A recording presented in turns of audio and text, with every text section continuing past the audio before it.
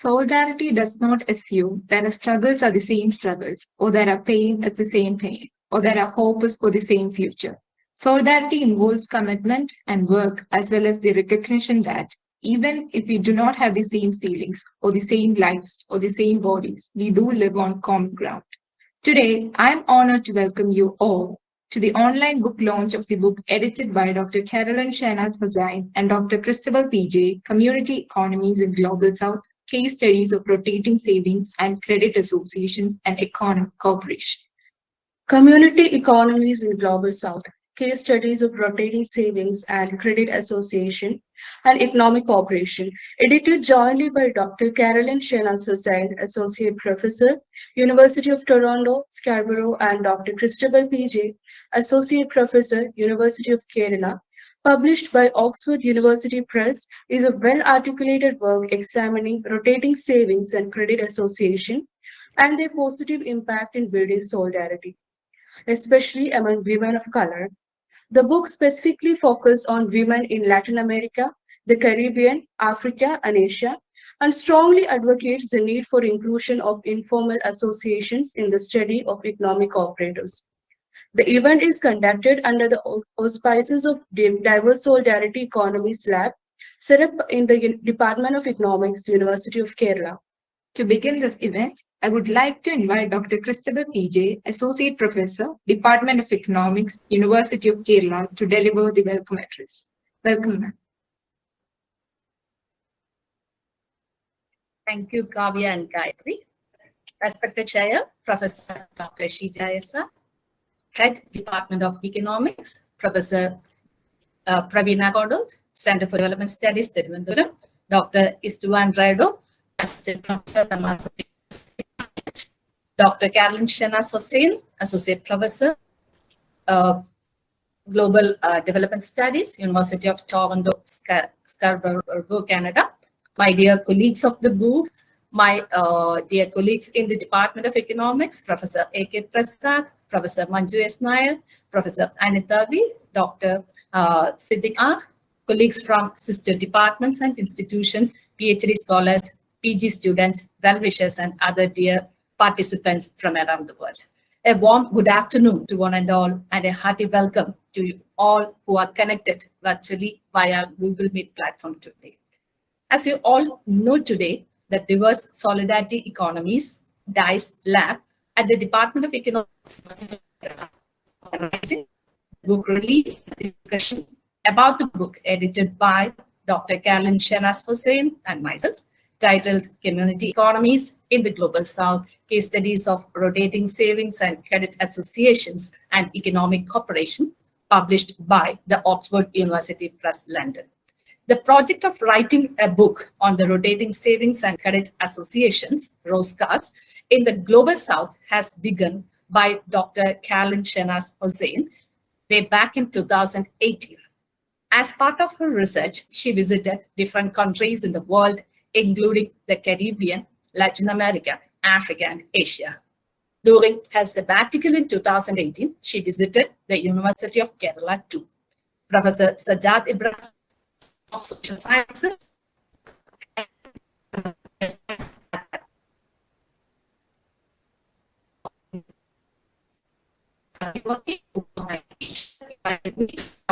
and connected both Dr. Hussain and myself.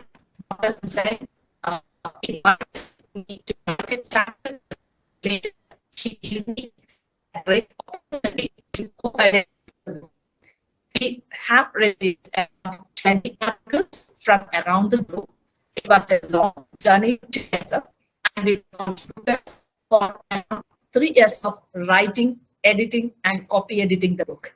I thankfully remember the amazing level of professionalism followed by Dr. Hossein throughout the process. For me, it was a great learning experience, and I learned a lot during the process. The highlight of the book is the foreword by the renowned social economist, Professor Kabir from the London School of Economics. The book has 12 chapters in total. Dr. Hossein and I both had an introductory chapter together.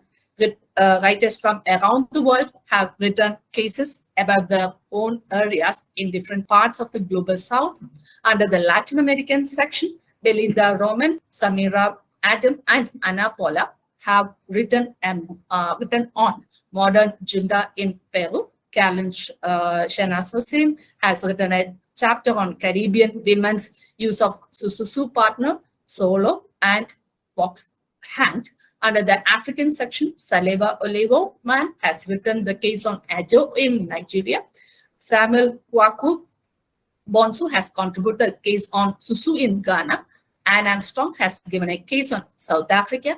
Hadi Ninja has written a case on Osusu in Gambia. Under Asia section, Istvan Redo and Seri Tongmat have written a chapter about Karen women entrepreneurs in Thailand. Ririn Hariani and Kelly Donbrowski have contributed a chapter about Adisan in Indonesia. Nang Dao has given a chapter on Hui or Ho in Vietnam. I wrote a chapter on chit funds and other collectives in Kerala. Callan Shenaz Hossein and Mary Kinyanyu have written the concluding chapter. So I take this opportunity to thank Professor Neila Kabir and all of the other contributors. Oxford University Press has brought out the book to utmost perfection. We are so much grateful to the great work Adam Solo and his team who helped through the pre-production, copy editing, and production of the book. We are thankful for the valuable comments of the reviewers too. I thankfully remember to both my colleagues and extend my thanks to my colleagues, Professor Sajjad Ibrahim and Professor Shaji Waki for being instrumental in connecting Dr. Hussain and myself, which helped us to work on the book. I also remember our friends and family to support both of us while doing the work. And now I'm coming to my duty of welcoming the guests and the audience who have joined online for the book release event. First of all, I would like to extend a special welcome to the chair of the event, Professor Dr. Shija Essa, head of the Department of Economics, University of Kerala. Being an expert in industrial economics, she's always a constant support behind all the activities for all of us in the department. Madam, I warmly welcome you to this August function. Next, I would like to welcome Professor Praveena Kodoth, who is the professor in the Center for Development Studies, Thiruvananthapuram. She is a well-known scholar in women's studies, has contributed a lot on the research on Kudumbashree movement in Kerala.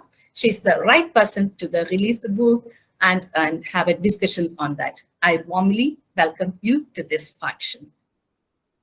Dr. Istvan Rado, Assistant Professor at the Masat University, Thailand, has kindly consented to share his thoughts, and he shall present a summary of his chapter. I welcome you also to the event. Even though Dr.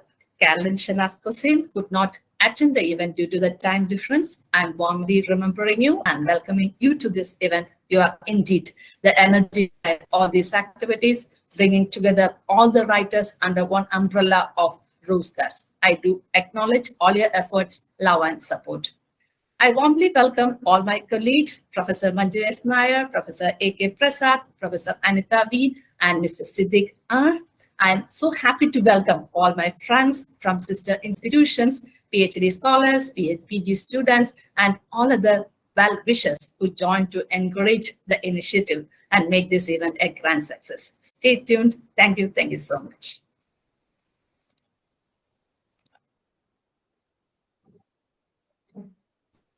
Thank you, ma'am, for the welcome address. It's my great honor and pleasure to invite Professor Praveena Kodoth for the book release and discussion. Dr. Praveena Kodoth is currently an economics professor at Center for Development Studies, Trivandrum.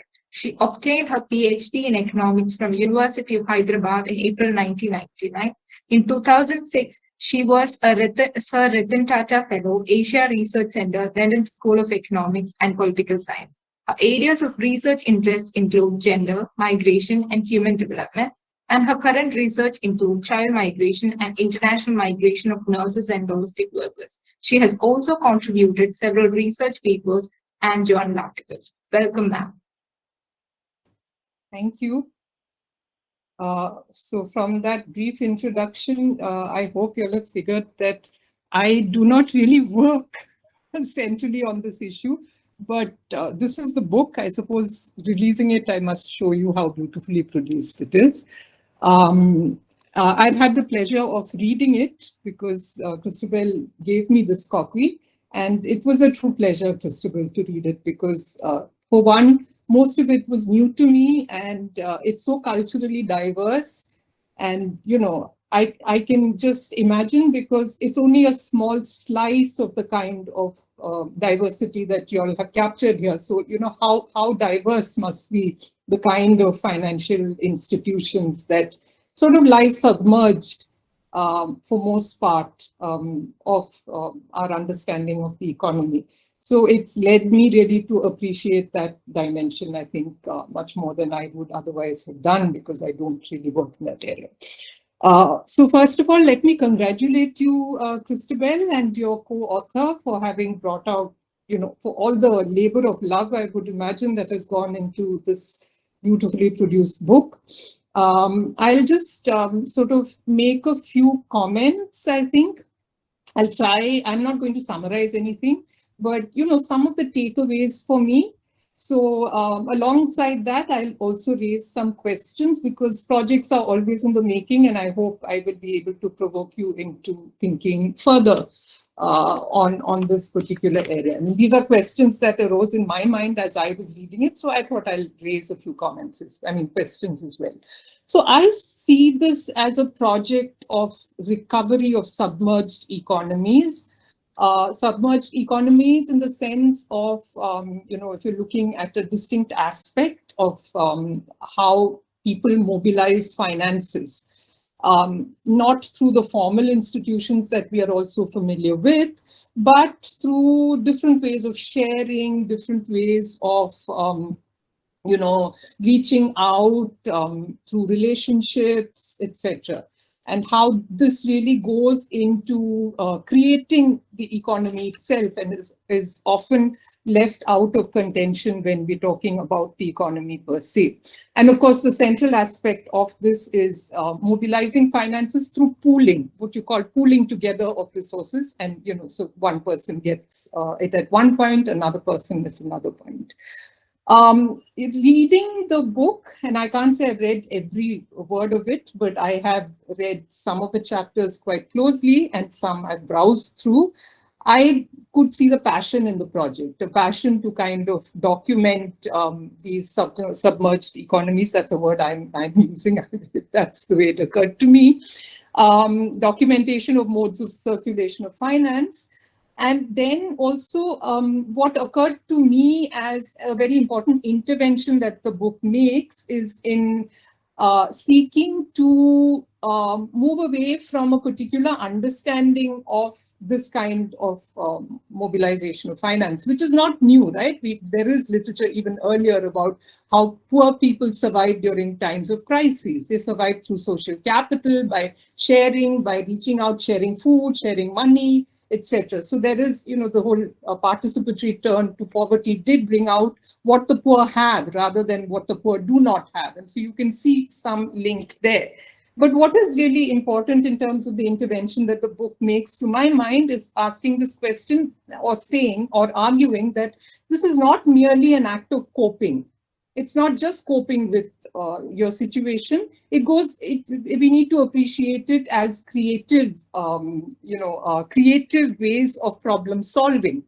And in different locations, you really find creative ways of tiding over your difficulties, but also going beyond that. Of course, this is in the book itself talks about it as indigenous forms of knowledge that are built through these activities, which is also very important. I mean, it's important that we frame it in those terms, but essentially, essential aspects of it are mutuality, sharing, solidarity, and the book really highlights these aspects. So a question that I would like to pose here, which is not really central to the way the project itself is framed, is that when we talk about mutuality, sharing, solidarity, etc., does it really represent reality without also talking about conflict and adversariality? which are partners. We, in our everyday lives, we have both sides of it, right? And we negotiate, and it's also the ability, our ability really to negotiate the two that really keeps these things going. So the simultaneity, and I'm not saying it for the first time, somebody that you quote right in the beginning of your introduction, Amartya Sen, talks about cooperative conflict, right? When he's talking about the household. So I just thought it's important also to bring, to be more realistic when we talk about mutuality and sharing.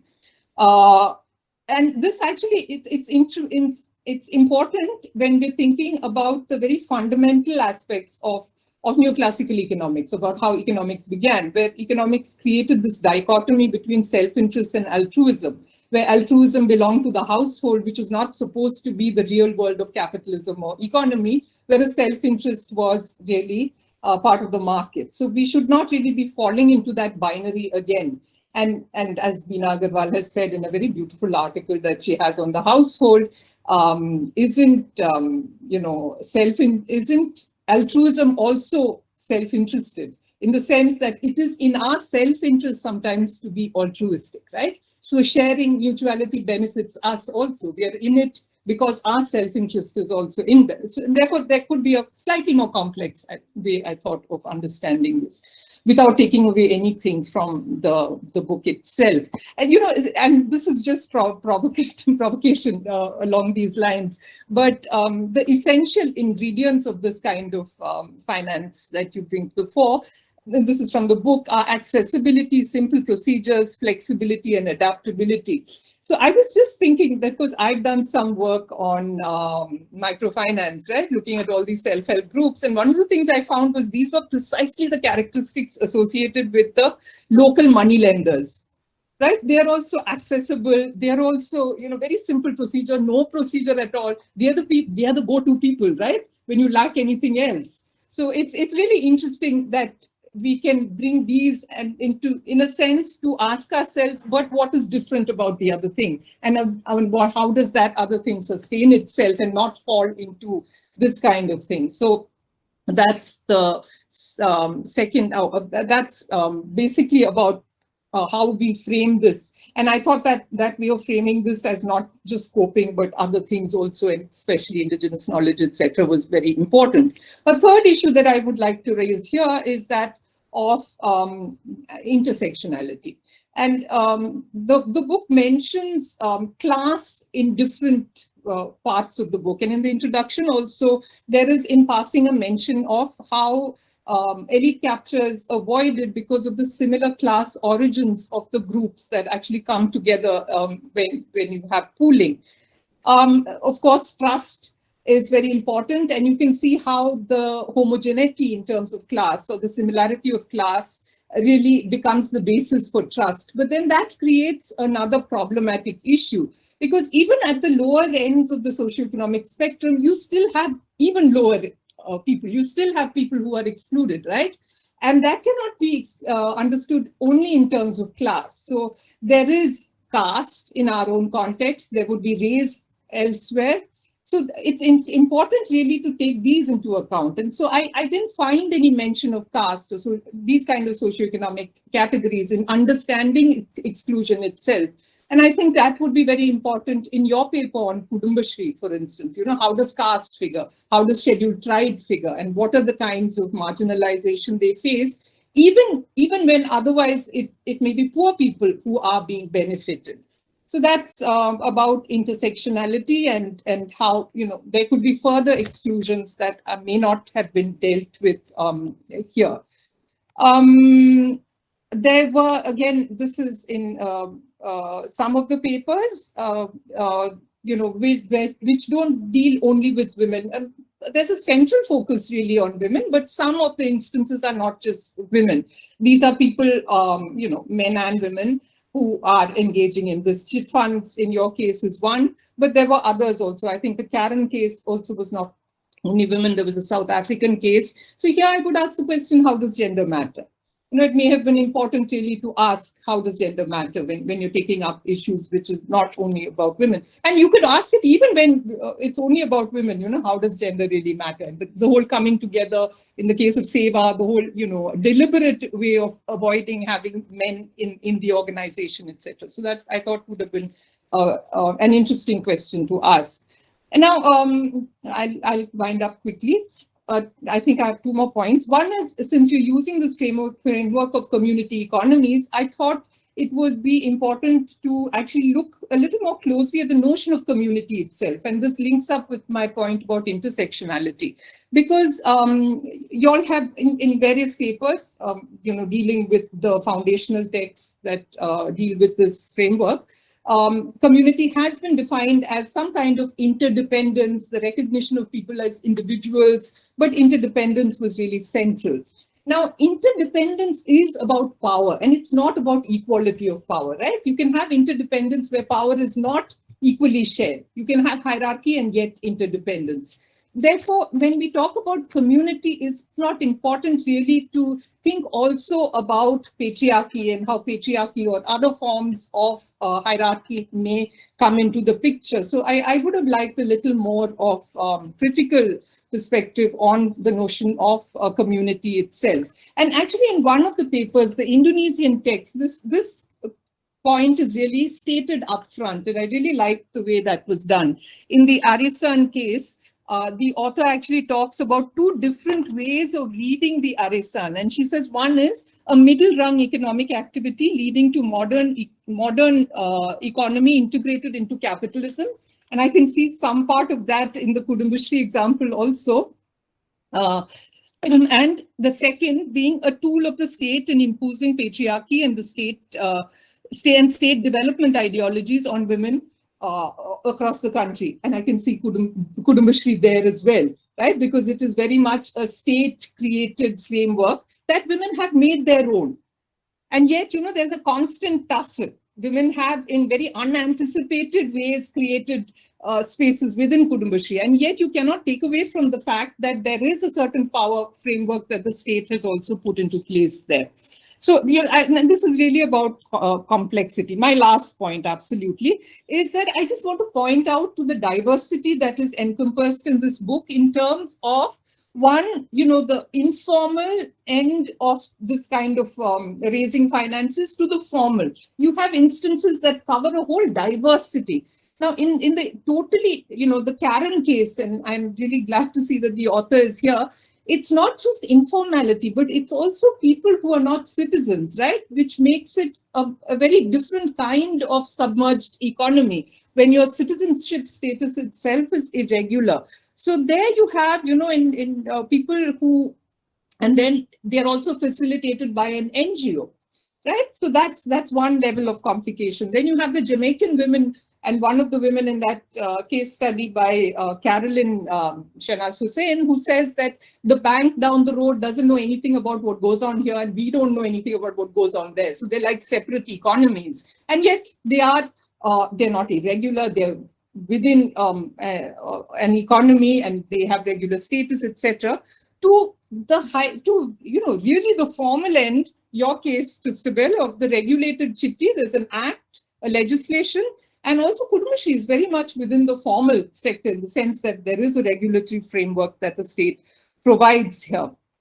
Yeah, I'll conclude with just one line that some of the case studies are also about these kind of so-called informal financing mechanisms, but not in their native land.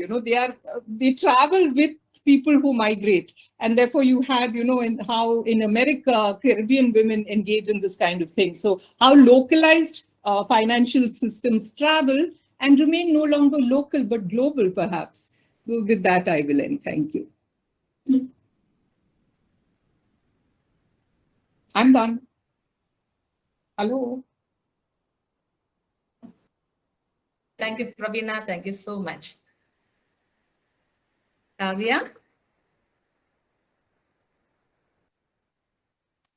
Thank you, ma'am, for releasing the book and sharing your valuable feedback about the book with us. Next, I would like to invite Dr. Istvan Rado, who along with Seri Thongmak has contributed a chapter to this book titled A Quiet Resistance, Karen Women Entrepreneurs Leading Savings Groups in Kanchanaburi Province, Thailand, share his valuable insights in the book chapter.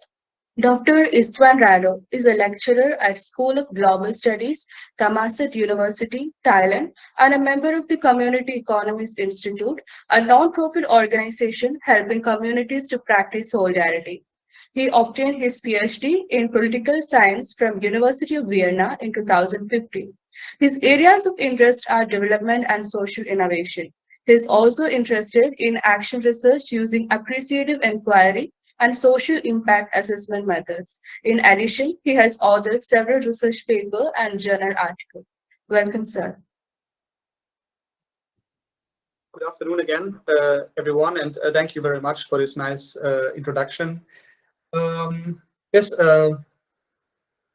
just to add, I'm very glad to be here, and thank you for organizing this to the chair and Dr. Christabell, and thank you very much for the valuable provocations by Dr. Praveena, who has reviewed this book.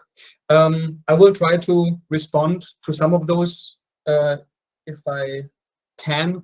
What I'm trying to do here today is to summarize the chapter that I and my co-author have contributed, just to give you an idea what the book is about, what expects you when you read it, in case for those who haven't read it yet. I also have a very few slides just to visualize, what I'm about to say. So I hope I'm able to share them here. Let me check. Okay.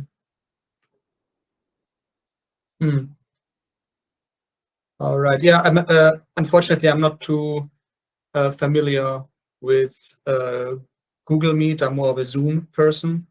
I guess I will have to do it without. There is an arrow down, is Yes. it? There is an arrow down. Arrow I see the to the hand. Yeah, you can present now. You can click your entire screen. You can click your entire screen. Yeah, now it is coming. Yes, yes. Okay. We can see your slides. Yeah, thank you. All right, thank you very much. Okay, good. So yes, thank you. So my co-author and I have contributed chapter 8 of the book about, it's titled A Quiet Resistance.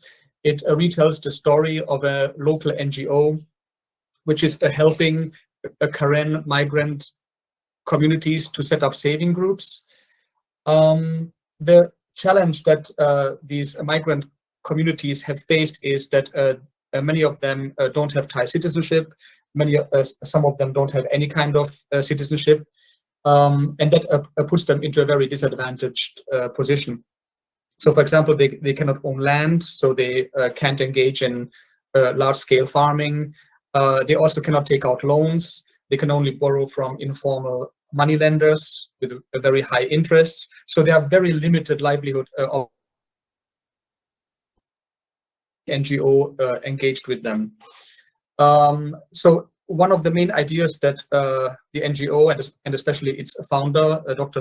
Seri, who is the co-author, one of the ideas that they had is that what could be needed would be the establishment of a self-managed financial association where the migrants can manage their own financial resources, and that could be a platform for other economic activities as well. So here you can see where this initiative is located. It's in Western Thailand, in the Myanmar-Thai border region. The district is called Sanklaburi. It is this dark gray area. And in the smaller box here, you can see the main villages and the main communities that we have been mentioning in the chapter. As Dr. Praveena has mentioned, we used the diverse economy framework to analyze what the NGO was doing together with the local communities. So one of the main ideas that we followed is the idea of the diverse economy, which is used by the Community Economies Research Network that I'm part of, and Christabell and Caroline are also a part of. So one main idea is that our mainstream conception of the economy is quite narrow. It's focused on wage labor, employment in a capitalist firm, and production for the markets. The reason why this narrow view is problematic sometimes is that many people are excluded from this formal economy, and what our network is trying to make visible are the alternatives that are accessible to marginalized people who might not have access to the formal economy. And by making these alternatives visible, which in this illustration is submerged, as you can see, quite literally, submerged here, meaning they are outside of our view. So if we make them visible, then communities have more opportunities to draw on economic activities that are usually excluded from our view. So these include things like subsistence, agriculture, hunting and gathering, sharing, and also informal saving groups, for example. Now, what our chapter describes is how the NGO convinced the local communities to create self-managed saving groups in a way that locals pool their resources, their financial resources, by buying shares in local saving groups. And based on these shares, they would get interest whenever someone is borrowing money. And in this case, the loans are quite small, only 2% per month in most cases. So a much better deal than one gets with informal moneylenders. What the case also describes is how this activity has functioned as a springboard for other economic activities as well. So before the saving groups were organized, the locals had very few opportunities, very few economic opportunities, but the saving groups enabled them to, for example, engage in animal husbandry, like buying piglets, raising them, and then selling them for higher profit. Those who are part of the saving groups, they can also be passive shareholders, simply gaining interest on their shares. An emergency fund was created through the saving groups, meaning if someone has to be hospitalized, which includes a high cost, then the saving groups would help by providing a loan with a very small interest. And the saving group has also given rise to cooperative businesses. So one, for example, is an animal feed cooperative for those local community members who raise piglets, for example, or chickens, and so on, to provide them with a better quality nutrition so that the meat is of a better quality. And also a waste management cooperative has also been instituted quite recently, only a few years ago. So this is what our chapter is mainly about, describing this process. When it comes to the issue of power, that is actually something that in our case is often very subtle. So Southeast Asian cultures, and that's also the case with the Karen populations, is that power differences are usually not verbalized so much. So for example, when at the beginning, the local Karen communities were actually resistant of the idea to institute saving groups because they didn't have this trust yet among each other. And they would never say no, even to the NGO. So they would simply provide a reason why they think that this kind of saving group wouldn't work. So refusal of ideas and also confrontation are quite subtle. But that is not to say that power differences don't play a very big role. one how to say, one objective with the saving groups was actually to decrease power differentials within the communities. So in many villages, we see Karen people living side by side with Thai people and also with other ethnic groups. And since the rules of the saving groups apply to everyone, it basically creates a sense of equality among those who are engaged. In terms of gender differences, the Karen culture is somewhat patriarchal. So women traditionally stay in the household, and the men are the ones who engage with other community members. So for example, they are the ones who organize meetings and ceremonial activities and so on.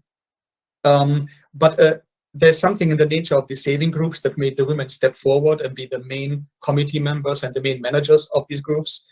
So there has been a shift actually in the gender relationships between the women and the men. Apparently, it didn't really lead to much conflict. So it seems like these gender imbalances that used to be, that are characteristic of the traditional culture, they don't seem to be as deeply rooted that the men would have, rebelled against this idea or anything like this. So it seemed to work out quite well in this case. Yes, maybe if there are any other questions, just let me know. These are the ones that I wanted to briefly address. Apart from that, writing this chapter and working together with Christabell and Caroline has been a really great and rewarding experience. Both editors have been extremely supportive, very open-minded, letting the authors, letting the voice of the authors speak, which one cannot take for granted. So thank you very much for this experience. And if in the future there's any other opportunity to collaborate, I would be very happy to be part of that. Thank you very much. Thank you, Stevan. Thank you so much. Kavya? Thank you, sir, for your enriching presentation. Finally, I invite Siddiq R, Assistant Professor, Department of Economics, University of Kerala, to deliver the vote of thanks. Hi, all. Thank you for the opportunity. And am I audible? Yes, Siddiq. Thank you. Okay. Yes, sir. Yeah. Actually, I would like to reflect a few things before concluding the session. Why this particular book is very important, especially in the knowledge system. In my mind, it is completely a little bit different to that of what others spoke. Well, that is, in my view, it is also talks about the alternative possibilities of finance, as well as of course, community coming togetherness, everything is there, but it is also a narrative which speaks beyond the capitalist framework or the socialist framework of the two blocks, which is normally everyone try to understand. Basically, this particular kind of intervention speaks beyond this binaries. That is what is the most important thing. And of course, Gibson Graham's work is also in that line. It's an alternative in that it is actually looking beyond the capitalist structure or the socialist structure, where one is actually state driven. That is, the collective is driven by the state, and that is a formal structure which is basically leading all kinds of financial and economic activities. That is the grand narrative on the one side. At the other side, it is actually the market-driven, capitalist-driven sort of economy. That is what is actually called the capitalist structure, and the surplus production, etc. All kinds of things comes under that. And actually, what is this kind of work normally looks is beyond this binaries of a grand narrative in that sense. So therefore, and of course, if you look into the details of an economy and operative of an economy, you can see that these alternatives are actually prevalent than the capitalist or the socialist narrative of grand nature, because that is only talks about the overarching kind of a situation.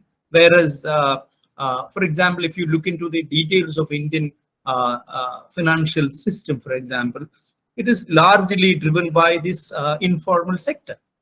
It is community, it can be religion, it can be actually togetherness due to regional interest, due to religious interest. There are so many other mechanisms in which all kinds of these economic activities being channelized. So looking beyond this sort of a grand narrative of a capitalist and as well as the socialist, and of course I do like to remind that there is also a village economy kind of a Gandhian understanding also prevalent in Kerala. But this is actually go beyond the village economy.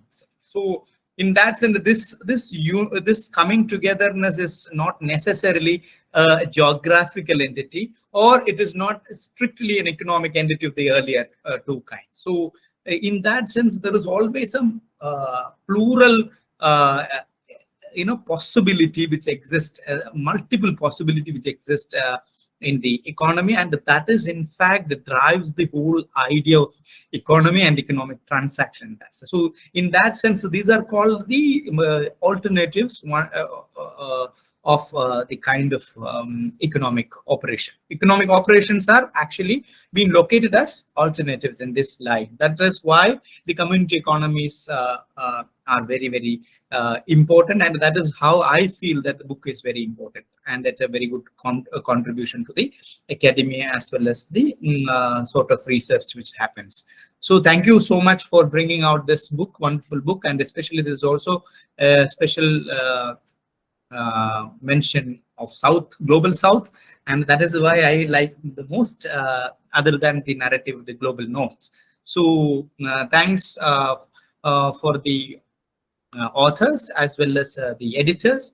On behalf of the Department of Economics as well as all gathered here, I would like to extend a hearty thanks to the editor who in fact brought out the issue, as well as a contributor.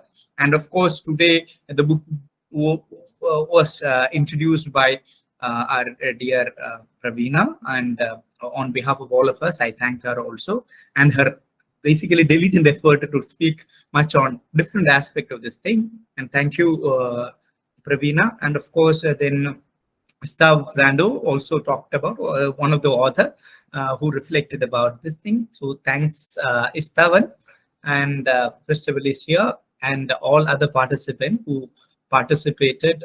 I hope that all of you positively received something from the book release, and I hope many more book release of this kind is going to happen in the department, as well as with the interest of Christabell and other.